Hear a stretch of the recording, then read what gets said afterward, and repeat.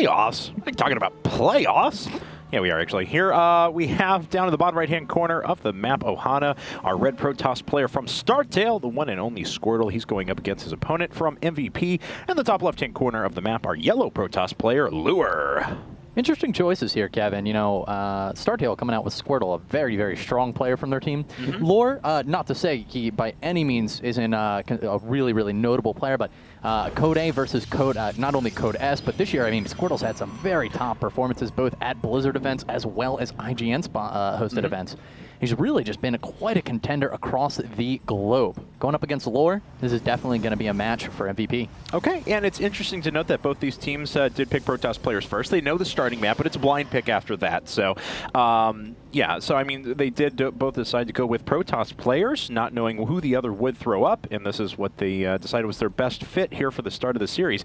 As we told everyone, though, it is the last day to get in your caster applications here for the casting contest at the IGNProLeague. So if you want to win a spot out to the IPL 5 in Las Vegas, cast there, possibly a shot at even a full-time job here with the IPL, then please do head over to bit.ly/IPLcasters. Again, bit.ly/IPLcasters for more information. Applications have to be in by 11:59 p.m. Pacific, so that is just about a little less than 8 hours from now. You know, it's actually a little after midnight for the rest of the country, though, so... Yeah. You know, falls on the East Coast. So it's just like until 3 a.m. Yeah, just like cramming for that last-minute exam, you know. And then you're given 3 more hours suddenly. Yeah. Feel bad for people on the West Coast, though. Well, let's see here. As Lure decides to open with double gas, he actually opened with both of his simulators at the same time. Now, Squirtle decided to go for double gas before Cybernetics Core as well, but a little bit different. Got his second pylon underway and put up his second gas a lot later. Yeah, definitely a little bit of difference here, which is always exciting because, you know, when things kind of open up and it's like, hey, I'm looking in a mirror. My right hand raises, your right hand raises. All right, so much going on in that situation. But here we're definitely going to see things take a little bit of a different direction. And Ohana's a pretty interesting map, actually, because there's a lot of viable strategies, whether we're talking Blink Stalkers, Phoenix, even some people enjoying those crazy 4 gates. Yeah, I mean, but, you know, expand builds are becoming more and more and more popular. So we're even seeing some players go for a 1-gate expands. More often than not, we either see 3-gate expands or 2-gate robo expands or Stargate expands. But PvP is certainly hasn't really been much of the just strong 4-gate versus 4-gate. There's a lot of Chrono Boost saved up right now for Lure. Let's see what he uses it on. Yeah, that is actually pretty interesting. He hasn't dropped down any of it yet. We do see that Squirtle is opting to get those sentries out quicker. And, you know, the gas timing, I did manage to somehow miss them, but it looks like it is going to be a really fast robo coming out of Squirtle. And that's the other thing, you know, going for those expand-type builds, the robotics play is just so safe. It really is, especially because just even an Immortal with a couple of sentries behind it is very adept at fending off a lot of Stalkers if your opponent decides to go for Blink Stalker build at the beginning of the game. Of course, Squirtle gets a really good read on his opponent. He got a perfect scout. He knew how much gas was taken. I don't think he saw this 1-gate expand. No, so maybe there's a potential for him to put on some pressure off this 2-gate robo. You know, and the thing is, robos aren't the best tech route if you want to apply pressure. So for things to start here, I mean, Lure is in a nice situation. He's got himself a Nexus, and he's following it up with his own robo. So if you think about it, you know, besides the 400 minerals, anything that Squirtle wants to apply in terms of aggression, he's going to have to cross the map. By then, the amount that Lure's robo is behind is negligible. So he's really not behind in tech. It's just going to be that mineral cost that that would come to bite him. But really, I don't know that Squirtle's going to be able to do too much about this fast Nexus. And it looks like Squirtle himself is going to put down a Nexus here in just a second. Already sending the probe out. He's got the 400 resources allocated. Boom, there's the 2-gate robo expansion. Kind of the most common thing we've been seeing in PvP lately, but of course his opponent taking a bit of a risk may end up paying off for him because that Nexus is about 80 seconds faster. So he'll have a few more probes. He'll have about 3 more Chrono Boost worth of probes, 4 more Chrono Boost worth of probes out from both of these Nexuses. Should actually end up being about 5 or 6 workers ahead by the time the Nexus finishes for Squirtle. No, definitely a great complete analysis there of, you know, we were talking about it yesterday. It's rock, paper, scissors. And we just had somebody go for a pretty greedy play, whereas Squirtle went a little more balanced. So he's just going to be just a slight bit behind. He'll have to make it up in one fashion or another, and we'll see how it's going to present itself. I mean, the Immortal, first one on the field now for Squirtle, but as you can see, Lore's got his first Immortal started up as well. So yeah, and it's actually just about to pop up because he wanted to stay a little bit more defensive. He wasn't as concerned about getting into his opponent's space right away. He didn't go double. Wow, double observer, thank you. I couldn't even, the English language just escaped me there for a second, but he didn't go double observer before his Immortal. He went Immortal observer, just to make sure he had defense up back at home. Maybe you scared it off. I guess I did. Halloween costume. That's right, yes. Stormtrooper Kevin, reporting for duty. Observer inbound for Squirtle back to home, actually. Wants to maybe pick off the Observer of Lore, which he has seen likely floating around his base. But, you know, it's all the way off to the right-hand side. Probably going to make it out just fine. Now, we did see Robotics base go down for both players. Lore's is actually a little bit ahead, so he is just keeping it up with the greed here, Kevin. And, you know, that is, I mean, if Squirtle doesn't act on it, these are the types of things that can really compound into a significant advantage when you play greedy on the economy and then you play greedy on the tech.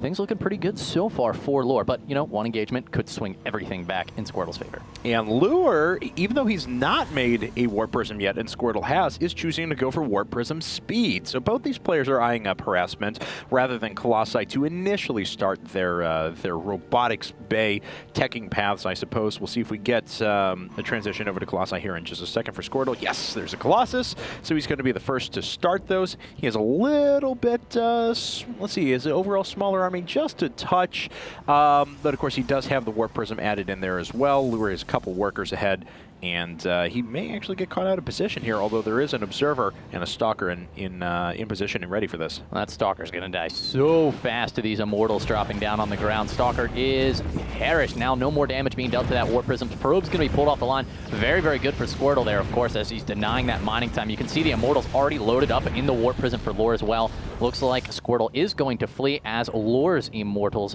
are headed to the bottom right-hand corner of the map. Now, will they pass by that Zelnaga tower? It looks like it's just out of the vision of it, so we don't think Squirtle's going to, in fact, oh, he catches a little glimpse of it, so he's very on top of his mini-map and spotted that dot. With that movement speed, it's a dead giveaway, Kevin, that is a Warp Prism. All right, well, it's a dead giveaway that it's a Warp Prism, but he does have units in position. Of course, he doesn't have to shift too much else over to that. Looks like Squirtle's picked off 2 more, trying to get a 3rd sentry here. Not going to get it, but still, that's a lot of resources for each one of those. And even this Warp Prism with speed almost goes down. It just barely gets away with 20 hit points.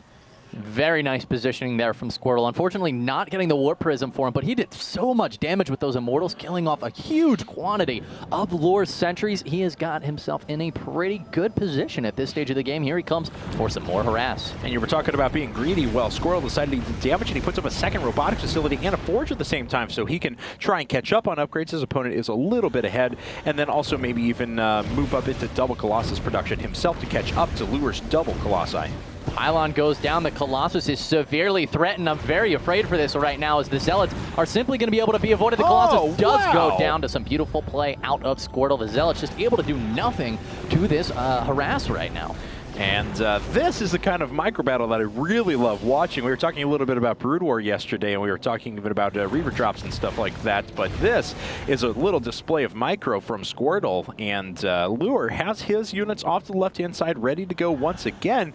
You better hope he doesn't get those caught out of position, and wouldn't you know it, Probe gets right into vision. Well, the Probe will go down, which is a small victory for Lure. As you know, Squirtle was obviously gearing up for an expansion there. But this non-stop harass out of Squirtle has just done so much more damage. Another Colossus is going to go down here, Kevin. Squirtle doing, ooh, nice micro out of Lure, but how long can it truly last before it does go down? Let's an Immortal go. That's a bit of a mistake out of Squirtle. This 2nd Immortal should be able to clean up that Colossus. It's 1 shot from dying. Missed it for a second there. Now Stalker's coming in. A Warp Prism going to have to escape from this situation, and somehow that Colossus survives. And, but on the other side of things, Squirtle did actually kill the Warp Prism of his opponent, so that did result in a lot of resources lost. You can see the disparity between the 2 players now. So Squirtle going up to his 3rd base at almost exactly the same time that Lure is, so everything's looking pretty normal for these guys. But man, Squirtle has done such such an effective job with these drops, and that's the difference in the game. He really has. Look at the supply at this stage. 26, 27 supply difference between these two players. Both of them taking thirds. Lure's definitely not out by any means. Look at his Colossus count. I mean, it's right on par with Squirtle's, but and a lot of Squirtle's pop is also tied up in these sentries, which at this stage are not as useful units. A little bit of a glitch up there for that guy, but yeah, overall, I mean, Squirtle definitely with a slightly favored edge here if an engagement does take place, but you know, he can't really get crossing the entire map. It would allow Lure to catch up by a pretty substantial margin. Yeah, and Squirtle now, looks like he's a little more concentrated on his third base. He's also got his upgrades still hitting. He's just a little bit behind on both of those. So you can see Lure about 2/3 of the way finished with +2 weapons, about halfway done with charge, whereas those were just actually started for Squirtle, who is reinvesting back into his gateways at the moment to make sure he gets up a considerable total. And we start with a nice macro mirror match to kick things off in this set. Very fun. Yeah, definitely exciting. And it's cool how both players have been taking such different routes. You know, Lure really investing into the greed and the tech. And it may pay off for him. I mean, yeah, he's down in supply, but if he has an engagement where he has +2 and his opponent doesn't, and actually he's pretty much equal in supply now, he could really swing this game back into his favor once again. So it's been pretty tight thus far, and definitely a lot of action going on with all that harass. Yeah, double Colossi still being produced for Squirtle, who has actually pulled ahead in the overall Colossus count. Lure now starting to reinvest back into his Immortals, as a couple of Immortals sprinkled in are actually really important in this late game army because they can target down Colossi so quickly. So, and there are a lot of Colossi, Kevin. Yes. Look at all of those crossing the map right now to go into Lure's base. Squirtle, is he going to get aggressive here? It does, well, not look like it. He opts to back out, just checking for that fourth base. Okay, well, Squirtle now going to be working off of 10 gates versus his opponents. I see 6, give me more, give me more, give me more. No, just 6 gates for now. So Lure going to have a little bit tougher time reproducing this army whenever they do eventually clash. But after the initial opening harassments, we have had a bit of a standstill. It looks like, actually, I'm not sure how that Immortal died, but that Warp Prism is empty now. I don't know if the Immortal actually just went back and joined with the army or not, but no longer going to be an issue here. But that Warp Prism still making some pretty good use just as soon as charge finishes up. This is going to be pretty good for Squirtle. You don't get some harassing, get his opponent looking into the wrong place. His army's in a position to push. Take a look at the minimap, guys. You can see that Squirtle's pushing forward with his army while this harass is taking place. Where is Lure's army while he's dealing with this? The Colossus is definitely going to help. Moves a lot of Zealots out of position. They are in his main right now. A huge quantity of them, in fact, but he is going to clean this up and safely maybe reconnect with the army at his third. Looks like he will. Still hasn't invested into Warp Prism's speed, which is a little surprising as that can pay dividends later on. He's going to drop back in at the same time that he continues to warp and pressure at the front. So Laser Beam's going back and forth. A bit of War of the Worlds going on now for both of our players. Squirtle still has 9 Colossi at the front, but that's the exact same amount that Lure has in addition to a couple of Archons and Immortals on the ground. Yeah, you can cook an egg on the ground after all the beams that were hitting that, but as for now, it looks like everybody's just going to part ways, go home, and find another way to engage at another point in time. Lure going to be taking his 4th base. Squirtle, well, he did not seem comfortable with engaging there. You know, it's so difficult in Ohana to go through that choke in the up by the trees right north of these units that you see here. You really clump up all of your army, and Lure is just going to tear through it with all this splash damage if your army is clumped. So there's really not a way that he can deny it at this point, although he's been trying to find an opening. So he's warping in more and more High Templar to make Archons, and you know, those are nice big fat units, so they can eat up a lot of damage. We'll have to see if he can crack this nut at one point or another. And Lure's way more worried about putting Immortals into his army. As you can see, he's up to 5. He did just finish 2 more, but more importantly, he did just finish up a 4th base. Squirtle's only just now starting his, so the economy advantage is going to go to Lure pretty significantly, especially because he's going to be able to add an additional gas in there, and that's just going to help add Archons into the late game. It's very nice to be able to produce a lot of Colossi, but after the army's kind of clear and the damage is done, you just want to be able to slap down Templar and Zealots and go. That's so true. I mean, the follow-up is almost more important than the attack itself, as long as you don't botch anything. You need the attack to be even, but it looks like Squirtle is maybe going to get into the natural here, decides maybe not to commit. If he had gotten into the natural, he would have been able to kill buildings and force Lure to come in through a choke, but he was going to sustain too much damage by getting up that ramp. You know, the time it would take him to actually travel up it, he would have lost maybe half of his army, so opted instead to pull back and just get some minor losses. Okay, it looks like he's going to do another warp in here. There's still, I'm surprised that Lure isn't stationing at least a couple of Stalkers just to be able to try and take this out. Looks like the armies are moving moving in position here to meet over at the 4th base, but Squirtle's already got his way up the ramp, and he's still doing damage inside of his opponent's main. This is a rough place for Squirtle. He doesn't want to let too many units attack that Nexus. He needs his units attacking the army, and that's something that can often happen if you're engaging near your opponent's buildings. But right now, both players, Squirtle is in a good position here. It looks like the engagement is going to be going down. Absolute damage being thrown everywhere right now. But you can see the Nexus, though, losing a lot of hit points. That is less than ideal, most certainly. Immortals in the front eating up a lot of damage from these Colossi, where you can see the Colossi of Lore are firing on Squirtle's Colossi. Consequently, look at his supply plummet. He's going to be forced to fall back. Those beautiful positioning out of Lore on those Immortals, taking so much damage from those Colossi, while Lore's Colossi were firing on Squirtle's Colossi, those damaging units. Yeah, but Squirtle's still doing damage here inside of the main, and with this large group of Zealots is going to pull the rest of the army back. I mean, Lure can't afford to completely move out here, and all of his warpments have to be done back at home. Now a robotics facility goes down. 2 gateways have already fallen. Multiple pylons have already fallen.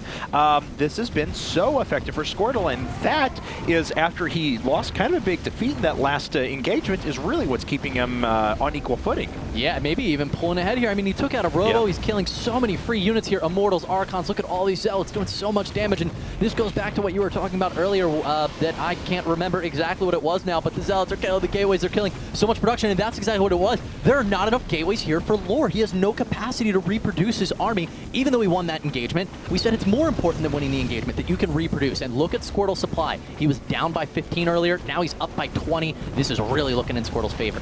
All right, well, Lure has lost all of his production. I mean, he's building 2 more gateways right now as this gets cleaned up, and he's going to build a few more off to the side, but he just morphed those in. He's just being able to take advantage of those, and consequently, where he was up by 23 suppliers, so after that last engagement, now Squirtle's ahead, and Squirtle's losing a little bit more here, yes, but the amount of damage he's done is significant. He's killed 15 workers. He's ahead by 12 overall still in this game. He's got a 4th base that's up and pumping now, and he's able to reproduce that army so much faster and pull his opponent apart.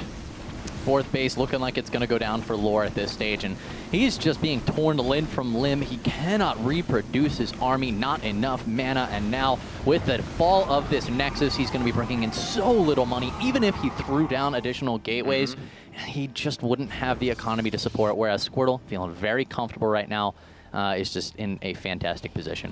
Okay, so Squirtle is going to have to stage up a defense outside of his 4th, I would imagine, or post some units up to delay and keep them here at the 3rd so we can kind of travel between those. And it looks like that's what he's doing, keeping the destructible rocks down so we make sure he has a little bit better path to actually get in and defend this base if necessary. I mean, Lure's trying to reproduce whatever he can at this point, but still, this Warp Prism had not been taken down. A little bit more damage was actually suffered there. Well, looks like got all sorts of interesting things being researched, including shields, another Templar Archives by Lore, and he's also getting observer speed. So, I mean, his Colossus army at this point is just so massive. As a follow-up, I think a lot of the problem for Lore really came down to not pushing out after he won that engagement, like because he couldn't resupply quickly enough. So now he's just in this position, down 25 supply, no 4th base. It's almost completed at this stage, but Squirtle is just gearing up now for an attack. I mean, he's maxed out. Yeah, and Lure does have an advantage in overall Colossus count, but the problem is that that's not really going to make a difference whenever he doesn't have enough army to actually back that up on the ground. And again, we go back to the ability to reproduce an army. Squirtle's maxed and he's banking resources, so as soon as he starts to lose supply, he can immediately start slapping down a lot more units. He's even got a fleet beacon coming up for an eventual super late game mothership. Squirtle now going to move in for the attack. Lure is actually losing a lot of units, and there's the warp in that I was talking about. The charge lots are actually soaking fire from the Colossi and getting in and dealing some damage that allows the rest of the units for Squirtle to move up and just crush his opponent's army, and it looks like Squirtle is going to take game number 1 here in pretty convincing style. There it is, GG. Yeah, Lure goes down, and StarTale goes up 1-0. Such a sexy finish there out of Squirtle. I mean, just realizing, all right, it's time. I'm maxed, my opponent's not, and I can close this thing out. Doing a great job with it. And ultimately, he's going to take the first win for StarTale, who's off to a great start here against their rival, if you will, MVP. Yeah, and looks like coming up next, we're actually going to have MVP Noblesse. So one of their better Terran players actually about ready to hit the field. I'm looking forward to this. Yeah, I haven't seen too much of Noblesse lately. I'm really excited. This is going to be definitely an interesting match. Now, Terran versus Protoss is a pretty sweet matchup. What is the map going to be, Kevin? The map is going to be Whirlwind. So already going to one of our newest ones right away. We are going to take a quick commercial break, and when we come back, guys, it's going to be time for game number 2 between StarTale and MVP.